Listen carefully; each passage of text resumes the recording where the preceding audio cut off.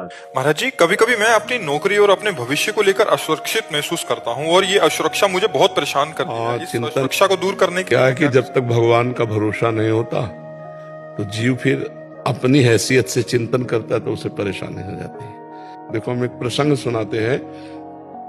भीष्म पितामह जिस समय सेनापति बने, दुर्योधन के कौरव पक्ष के सेनापति, तो रोज 10,000 महारथी मारते थे।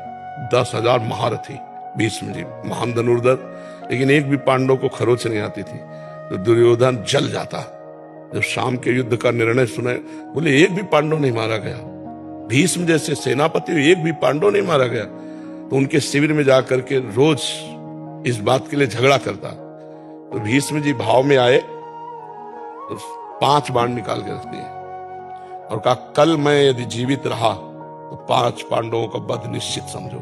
अब ये खबर फैल गई पूरे दोनों शिविरों में कि भीष्म ने प्रतिज्ञा की, कल 5 पांडवों का वध होगा।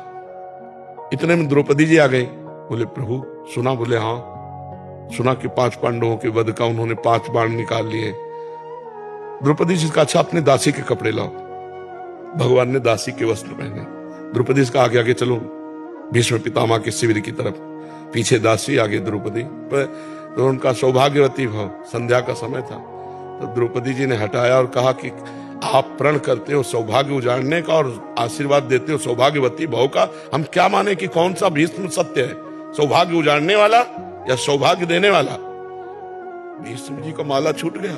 उनका, वो कहा जो तुम्हें यहाँ लाया है, क्योंकि इतनी चतुराई से तेरे को यहां तक इस समय पहुंचाना केवल उसी का कार्य है। भीष्म जी खड़े हो गए और देखा तो दरवाजे में दासी बने खड़े थे भगवान। भीष्म जी ने जब देखा तो कहा, बेटी तेरे सौभाग्य को कौन उजाड़ सकता है?